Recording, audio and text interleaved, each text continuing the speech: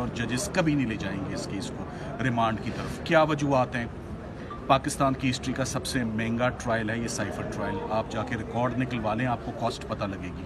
कितनी दफ़ा, पहले हमारी दिक्कतें छोड़ दें, कितनी दफ़ा सरकारी गवाह बाहर के मुल्कों से लाए गए और उनको ठहराया गया, कितनी दफ़ा उन पर जिरा हुई, कितनी दफ़ा उन पे गवाह का नंबर लगा, कितनी दफ़ा डॉक्यूमेंट्स पे एग्जिबिट हुआ, कितनी दफ़ा चार्ज फ्रेम हुआ। 56 टाइम तो नंबर लग गए हैं गवाहों पे। एक केस की 3 दफ़ा तो बेहुरमती हो चुकी है, ये चौथी दफ़ा ना करें। देखें, मैंने कल भी कहा था, आज फिर रिपीट कर देता हूँ क्योंकि बात अहम है। वो CSS की भी 3 अटैम्प्ट्स होती हैं और मियाँ बीवी की लड़ाई की भी 3 अटैम्प्ट्स होती हैं, कोशिशें होती हैं। चौथी कोशिश, चौथा मौका ना कभी किसी को मिलता है, ना देना चाहिए। और मौका भी इसलिए नहीं मिलना चाहिए जब गलती भी सरकार की हो, जज की हो और प्रोसिक्यूशन की हो, उसका खुमियाजा कभी भी मुल्ज़िमों को नहीं भुगतना चाहिए। ये ज़्यादती बिल्कुल नहीं होगी रिमांड वाली। जब एक दफ़ा और जब 5 दिन हो जाएं अपील्स को सुनते हुए, तो फिर ये इम्पोर्टेंट कंसिड्रेशन है। इतने घंटे हो गए, 10 घंटे अदालत के आगे सारे मेरिट्स खुले।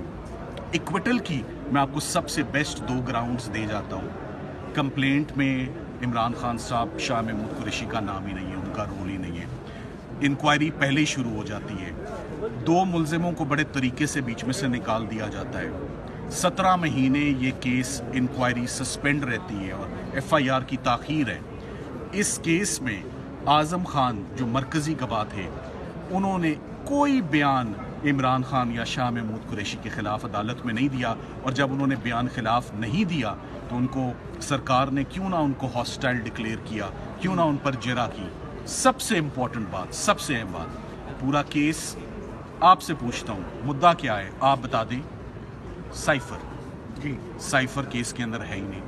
जज साहब हैरान है, जब मुद्दा ही नहीं मौजूद तो ये प्रोसिक्यूशन किस बात की। आपको एक बात बता देता हूँ, सेक्शन 14 कहता है जब सेंसिटिव एविडेंस आएगा तो पब्लिक को बाहर निकाल दिया जाएगा। ये नहीं लिखा सेक्शन 14